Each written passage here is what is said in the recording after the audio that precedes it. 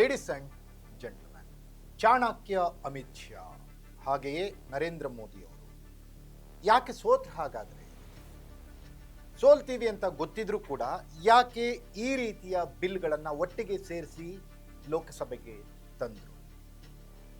ಸೋಲು ಕನ್ಫರ್ಮ್ ಆದಮೇಲೆ ಸೋತ ನಂತರ ಕೂಡ ಯಾಕೆ ಇಷ್ಟು ಹತಾಶೆಯ ಪರಮಾವಧಿ? ನಿನ್ನೆಯ ಮೋದಿಯವರ ಭಾಷಣವನ್ನ ಕೇಳಿದ ಮೇಲೆ ಇದು ಹತಾಶೆಯ ಪರಮಾವಧಿ ಅಲ್ಲದೆ ಬೇರೇನು ಅನ್ನೋದು ಪ್ರಶ್ನೆ ಕಾಡ್ತಾ ಇದೆ. Yes, BJP frustrated. ಈ ಕುರಿತ ಎಕ್ಸ್ಕ್ಲೂಸಿವ್ ಅಪ್ಡೇಟ್ಸ್ ಅನ್ನು ನಾನು ಕೊಡ್ತೀನಿ. ನೆಲ ಜಲ ಭಾಷೆಗಾಗಿ ಪ್ರಾಮಾಣಿಕ ಪತ್ರಿಕೋದ್ಯಮ, ನಾನು ಹೇಮಂತ್. भारत की नारी शक्ति की उड़ान को रोक दिया गया, उनके सपनों को बेरहमी से कुचल दिया गया। हमारे भरसक प्रयास के बावजूद हम सफल नहीं हो पाए। नारी शक्ति वंदन। ಎಸ್ ವೀಕ್ಷಕರೇ, ನಾರಿ ಶಕ್ತಿ ಅನ್ನುವ ಹೆಸರಿನಲ್ಲಿ ನಿನ್ನೆ ಲೋಕಸಭೆಯಲ್ಲಿ ಏನೊಂದು ಬಿಲ್ ತಂದಿದ್ದಾರೆ. ಆ ಬಿಲ್ಗೆ ಸೋಲುಂಟಾಯಿತು. ಸಂವಿಧಾನ ಬದಲಾವಣೆಯ ಬಿಲ್ ಸೋಲುಂಟಾಯಿತು. ಯಾಕೆ ಸೋಲಾಯಿತು? ಬಿಜೆಪಿಯ ರಾಜಕಾರಣದ ಲೆಕ್ಕಾಚಾರಗಳನ್ನು ವಿರೋಧ ಪಕ್ಷಗಳು ಯಾಕೆ ಬೆಂಬಲಿಸಬೇಕು? ಮೋದಿಯವರ ರಾಜಕೀಯ ಲಾಭಕ್ಕಾಗಿ, ಬಿಜೆಪಿಯ ರಾಜಕೀಯ ಲಾಭಕ್ಕಾಗಿ ಏನೇನೋ ಬಿಲ್ಗಳನ್ನು ಇಂಟರ್ಲಿಂಕ್ ಮಾಡಿಕೊಂಡು ಬಂದರೆ ಅದನ್ನು ವಿರೋಧ ಪಕ್ಷಗಳು ಯಾಕೆ ಬೆಂಬಲಿಸಬೇಕು? ವಿಪಕ್ಷಗಳು ಇರೋದು ವಿರೋಧ ಮಾಡಲಿಕ್ಕೆ ಅಲ್ವಾ?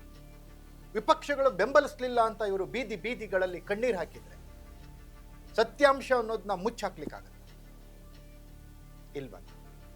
ಹಾಗಾಗಿ ಮೋದಿಯವರು 2014ರಲ್ಲಿ ಪ್ರಧಾನಮಂತ್ರಿ ಆದಾಗ ಯಾವ್ಯಾವ ಕನಸುಗಳನ್ನು ಬಿತ್ತಿದ್ರು ಜನರಿಗೆ, ಯಾವ ಭರವಸೆಗಳನ್ನು ಜನರಿಗೆ ಕೊಟ್ಟಿದ್ರು. ಸುದೀರ್ಘ 12 ವರ್ಷಗಳ ನಂತರ ಮೋದಿಯವರ ಆಡಳಿತದಲ್ಲಿ ಭಾರತ ಯಾವ ರೀತಿ ಪ್ರಗತಿ ಹೊಂದಿದೆ, ಯಾವ್ಯಾವ ಬದಲಾವಣೆಗಳಾಯಿತು, ಯಾವ್ಯಾವ ವಿಚಾರದಲ್ಲಿ ಮೋದಿಯವರು ತಂದ ಬದಲಾವಣೆ ಮೋದಿಯವರಿಗೆ ಕೈ ಕೊಟ್ಟು. ಮೇಕ್ ಇನ್ ಇಂಡಿಯಾ ಏನಾಯಿತು? ಸ್ವಚ್ಛ ಭಾರತ್ ಏನಾಯಿತು? ಸ್ಮಾರ್ಟ್ ಸಿಟಿ ಯೋಜನೆಗಳು ಏನಾಯಿತು? ಡಿಮಾನಿಟೈಸೇಷನ್ ಏನಾಯಿತು? GST ಏನಾಯಿತು? ಎಲ್ಲ ವಿಚಾರಗಳು ಭಾರತ ಒಕ್ಕೂಟ ವ್ಯವಸ್ಥೆ ಅಂತ ಹೇಳಿ ಏನು ಬಂದಿತ್ತಲ್ಲ, ಅದಕ್ಕೆ ಧಕ್ಕೆ ತಂದಿಲ್ವಾ? ಹಾಗಾದ್ರೆ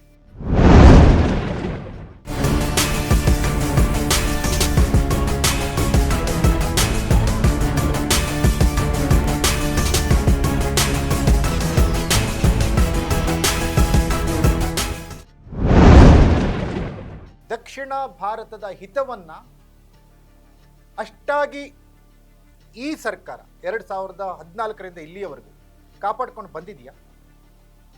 ದಕ್ಷಿಣ ಭಾರತದ ಬಿಜೆಪಿಯ ನಾಯಕರು ಎದೆ ತಟ್ಕೊಂಡು ಹೇಳಿ ದಕ್ಷಿಣ ಭಾರತಕ್ಕೆ ನ್ಯಾಯ ಸಿಕ್ಕಿದೆ ಅಂತ. ಹಾಗಾದ್ರೆ ದಕ್ಷಿಣ ಭಾರತದವರು ತೆಲಂಗಾಣ, ಆಂಧ್ರ ಪ್ರದೇಶ್, ತಮಿಳುನಾಡು, ಕೇರಳ, ಕರ್ನಾಟಕ ಈ ರಾಜ್ಯಗಳು ಟ್ಯಾಕ್ಸ್ಗಳನ್ನು ಕಟ್ಟೋದ್ರಲ್ಲಿ ಟಾಪ್ 3 ಪ್ಲೇಸಲ್ಲಿ ಇದ್ದಾವೆ. ಮುಂಬೈಯನ್ನು ಹೊರತುಪಡಿಸಿದ್ರೆ ಇವೇ ರಾಜ್ಯಗಳು ಟ್ಯಾಕ್ಸ್ಗಳನ್ನು ಹೆಚ್ಚಿಗೆ ಕಟ್ಟಿ. ಹಂಗಿದ್ರೂ ಕೂಡ ಅಭಿವೃದ್ಧಿಯಲ್ಲಿ ಹಿನ್ನಡೆ ಆಗ್ತಾ ಇರುವಂತಹ ದಕ್ಷಿಣ ಭಾರತಕ್ಕೆ ಆಡಳಿತಾತ್ಮಕವಾಗಿ ಕೊಡಲಿ ಏಟನ್ನು ಕೊಡ್ಲಿಕ್ಕೆ ಹೋಗ್ಲಿಕ್ಕೆ ಇವರು ನಾರಿ ಶಕ್ತಿ ಅನ್ನುವ ಒಂದು ಮುಖವಾಡವನ್ನು ಧರಿಸ್ಕೊಂಡು ಬಂದು ಸೋಲುಂಟಾದಾಗ ಮಾನ್ಯ ನರೇಂದ್ರ ಮೋದಿ ಅವರ ನಿನ್ನೆಯ ಭಾಷಣ ತೀರಾ ಫ್ರಸ್ಟ್ರೇಟೆಡ್ ಅನ್ನೋ ತರ ಅನಿಸ್ತಾ ಇತ್ತು.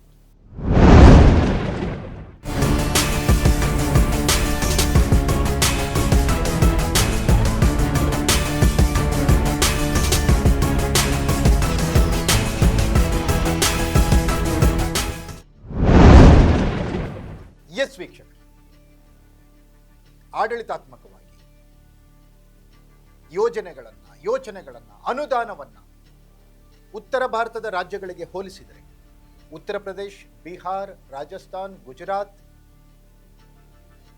ಮಧ್ಯಪ್ರದೇಶ್ ಈ 4-5 ರಾಜ್ಯಗಳಿಗೆ ಹೋಲಿಸಿದಾಗ ಉಳಿದಿರೋ ರಾಜ್ಯಗಳಿಗೆ ಸಿಗ್ತಾ ಇರೋದೆಷ್ಟು?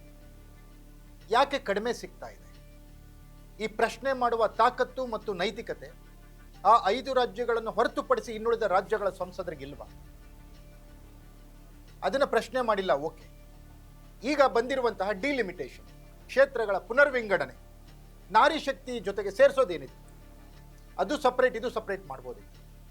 ಯಾಕೆ ಮಾಡಲಿಲ್ಲ? ಎರಡನ್ನ ಒಟ್ಟಿಗೆ ಸೇರಿಸಿ ಏನೋ ಮಾಡ್ತೀವಿ ಅಂತ ಹೋಗಿ ಇವ್ರಿಗೆ ಕಪಾಳ ಮೋಕ್ಷ ಆಗಿದೆ ಸಂಸತ್ನಲ್ಲಿ. ಅದನ್ನ ಕಾಂಗ್ರೆಸ್ ನೆಹರು ಕಾಲದಿಂದ ಹಂಗೆ ಮಾಡ್ತು, ಇಂದಿರಾ ಗಾಂಧಿ ಅವ್ರು ಹಿಂಗೆ ಮಾಡಿದ್ರು, ರಾಜೀವ್ ಗಾಂಧಿ ಅವ್ರು ಹಂಗೆ ಮಾಡಿದ್ರು ಅಂತ ಮತ್ತೆ ಓಬೆರಾಯನ್ ಕಾಲಕ್ಕೆ ಹೋಗ್ತಾರಲ್ಲ ಇವರು. ಇದು ಇವರ ದೂರದೃಷ್ಟಿನ, ಇದು ಇವರಿಗೆ ಭಾರತದ ಅಭಿವೃದ್ಧಿಯ ಬಗ್ಗೆ ಇರುವಂತ ಸ್ಪಷ್ಟವಾದ ಕಲ್ಪನೆ. ಇದು ದೇಶದ ಎಲ್ಲ ರಾಜ್ಯಗಳನ್ನ ಎಲ್ಲ ಭಾಗಗಳನ್ನ ಒಟ್ಟಿಗೆ ತೆಗೆದುಕೊಂಡು ಹೋಗುವಂತಹ ಆಡಳಿತ, ಅಥವಾ ಗೂಬೆ ಕೂರಿಸೋದು ಮಾತ್ರ ಆಡಳಿತದ ಪ್ರಮುಖ ತಂತ್ರ.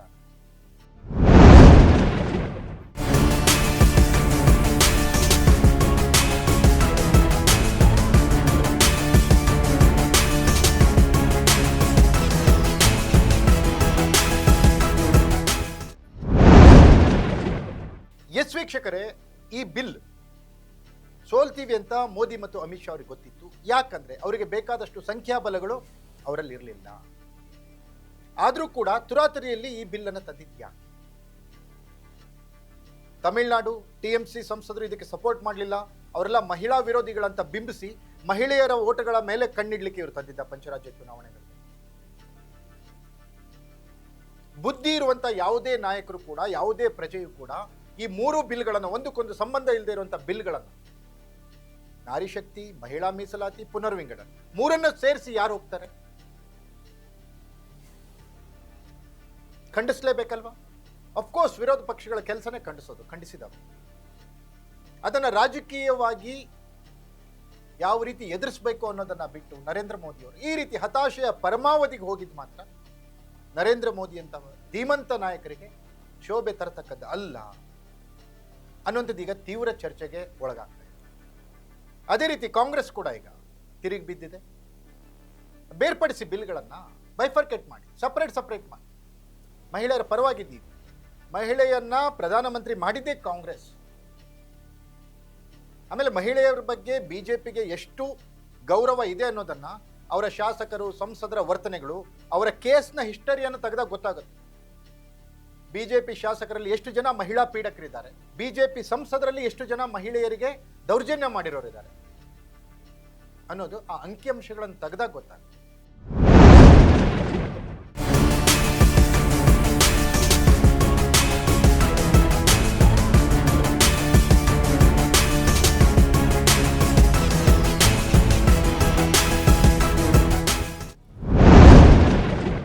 ಈ ನಾರಿ ಶಕ್ತಿ ಅನ್ನುವ ಮುಖವಾಡ ಇಟ್ಕೊಂಡು ಅವರ ರಾಜಕೀಯ ಅಜೆಂಡಾ ಕ್ಷೇತ್ರ ಪುನರ್ವಿಂಗಡಣೆ ಅನ್ನೋದನ್ನ ಅದ್ರ ಹಿಂದೆ ಸೇರಿಸ್ಬಿಟ್ಟು ತಂದಂತ ನರೇಂದ್ರ ಮೋದಿ ಮತ್ತು ಅಮಿತ್ ಶಾ ಅವರ ತೀರ್ಮಾನಗಳಿಗೆ ಕಪಾಳ ಮೋಕ್ಷ ಆಗಿದೆ. ಅದೇ ರೀತಿ ನರೇಂದ್ರ ಮೋದಿ ಅವರು ನೆನ್ನೆ ಮಾತನಾಡಿದ್ದು ಹತಾಶೆಯ ಪರಮಾವಧಿ ಅನ್ನೋ ತರ ಜನರಿಗೆ ಅನಿಸ್ತಾ ಇದೆ. ಇದಾಗಿತ್ತು ಈ ಕ್ಷಣದ ಅಪ್ಡೇಟ್ಸ್. ನೆಲ ಜಲ ಭಾಷೆಗಾಗಿ ನೋಡ್ತಾ ಇರಿ ಫೋಕಸ್ ಟಿವಿ.